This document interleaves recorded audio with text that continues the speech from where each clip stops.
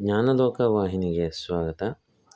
ಈ ವಿಡಿಯೋದಲ್ಲಿ ನಾವು ವಿದ್ಯಾರ್ಥಿಗಳ ಹೆಸರನ್ನು UDAYS Plus ವೆಬ್ಸೈಟ್ನಲ್ಲಿ ಬದಲಿಸೋದು ಹೇಗೆ ಎಂಬುದನ್ನು ತಿಳಿದುಕೊಳ್ಳೋಣ. ಅಂದರೆ ಶಾಲಾ ದಾಖಲಾತಿಯಲ್ಲಿ ಇರುವಂತೆಯೇ ಆಧಾರ್ನಲ್ಲಿಯೂ ಹೆಸರಿದ್ದು, ಅದೇ ಪ್ರಕಾರವಾಗಿ SATS ವೆಬ್ಸೈಟ್ನಲ್ಲೂ ಹೆಸರಿದ್ದು, UDAYS Plusನ SDMSನಲ್ಲಿ ವಿದ್ಯಾರ್ಥಿಗಳ ಮಾಹಿತಿಯಲ್ಲಿ ಅವರ ಹೆಸರು ಏನಾದರೂ ವ್ಯತ್ಯಾಸ ಇದ್ದರೆ ಅಂತಹ ಸಂದರ್ಭದಲ್ಲಿ ನಾವು ಅವರ ಹೆಸರನ್ನು ಹೇಗೆ ಅಪ್ಡೇಟ್ ಮಾಡ್ಬೋದು ಎಂಬುದನ್ನು ತಿಳಿದುಕೊಳ್ಳೋಣ. ಮೊದಲು ನಾವು UDAYS Plusನಲ್ಲಿ SDMSನಲ್ಲಿ ಲಾಗಿನ್ ಆಗಬೇಕಾಗತ್ತೆ.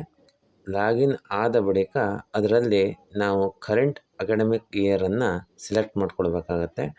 ಅದಾದ ಬಳಿಕ ಅಲ್ಲಿ ಎಡಭಾಗದಲ್ಲಿ ನೋಡಿ ಸ್ಟೂಡೆಂಟ್ ನೇಮ್ ಅಪ್ಡೇಟ್ ಅಂತ ಒಂದು ಆಪ್ಷನ್ ಇದೆ ನೋಡಿ, ಅಲ್ಲಿ ಕ್ಲಿಕ್ ಮಾಡಬೇಕಾಗತ್ತೆ.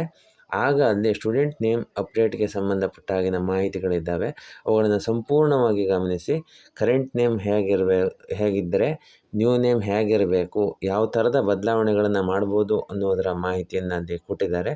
ಅದನ್ನು ಗಮನಿಸಿ ಯಾವ ವಿದ್ಯಾರ್ಥಿಯ ಹೆಸರನ್ನು ನಾವು ಅಪ್ಡೇಟ್ ಮಾಡಬೇಕು ಆ ವಿದ್ಯಾರ್ಥಿಯ ಪೆನ್ ನಂಬರಲ್ಲಿ ಬೇಕಾಗುತ್ತೆ. ಪೆನ್ ನಂಬರನ್ನು ಎಂಟರ್ ಮಾಡಿ ಗೋನ ಮೇಲೆ ಕ್ಲಿಕ್ ಮಾಡಿದಾಗ ಆ ವಿದ್ಯಾರ್ಥಿಯ ಸಂಪೂರ್ಣ ಮಾಹಿತಿ ಬರುತ್ತೆ. ಅದರಲ್ಲಿ ಗಮನಿಸಬೇಕಾಗುತ್ತೆ ಸ್ಟೂಡೆಂಟ್ ನೇಮ್ ವ್ಯತ್ಯಾಸ ಇರುವಂತಹ ಸಂದರ್ಭದಲ್ಲಿ ಅಲ್ಲಿ ಕೆಳಗಡೆ ಇದೆ ನೋಡಿ ಸ್ಟೂಡೆಂಟ್ಸ್ ನೇಮ್ ಅಂತ ಇದೆ ನೋಡಿ, ಅಲ್ಲಿ first name middle last name ಎಲ್ಲವೂ ಇದೆ. ಎಲ್ಲವನ್ನು ಸೇರಿಸಿ ಇಲ್ಲಿ ಹೆಸರನ್ನು ಬರೀಬೇಕು ಅಂತ. ಸೊ ಆಧಾರ್ ಕಾರ್ಡ್ನಲ್ಲಿ ಅಥವಾ ಶಾಲಾ ರೆಕಾರ್ಡ್ನಲ್ಲಿ ಎಲ್ಲ ಕಡೆಗೂ ಒಂದೇ ಥರ ಇರೋದರಿಂದ ಶಾಲಾ ದಾಖಲಾತಿಯಲ್ಲಿ ಯಾವ ಥರ ವಿದ್ಯಾರ್ಥಿಯ ಹೆಸರಿದೆಯೋ ಅದೇ ಥರ ನೀವು ಅಲ್ಲಿ ಹೆಸರನ್ನು ಬರೀಬೇಕಾಗತ್ತೆ.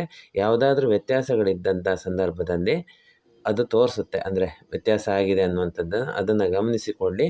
ಮತ್ತು ಇಲ್ಲಿ ಏನಪ್ಪ ಅಂತಂದರೆ ಒಂದು ಸಾರಿ ನೀವು ಅಪ್ಡೇಟನ್ನು ಮಾಡಿದ್ರಿ ಅಂದರೆ ಮತ್ತೆ ವಿದ್ಯಾರ್ಥಿಯ ಹೆಸರನ್ನು ಅಪ್ಡೇಟ್ ಮಾಡಲಿಕ್ಕೆ ಆಗಲ್ಲ.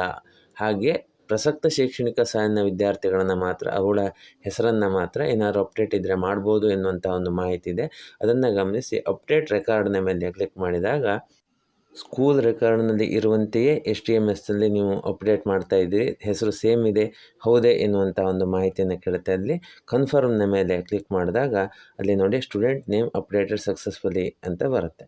ಅಂದರೆ ಗಮನಿಸ್ಕೊಳ್ಬೇಕು, ಶಾಲೆಯ ದಾಖಲಾತಿಯಲ್ಲಿ ಯಾವ ಥರ ಹೆಸರಿದೆಯೋ ಅದೇ ಥರ ವಿದ್ಯಾರ್ಥಿ ಹೆಸರನ್ನು ನಾವು ಅಪ್ಡೇಟ್ ಮಾಡಬೇಕು. ಒಮ್ಮೆ ಮಾತ್ರ ಈ ಒಂದು ಅಪ್ಡೇಟನ್ನು ಮಾಡ್ಬೋದಾಗಿರುತ್ತೆ. ಧನ್ಯವಾದಗಳು.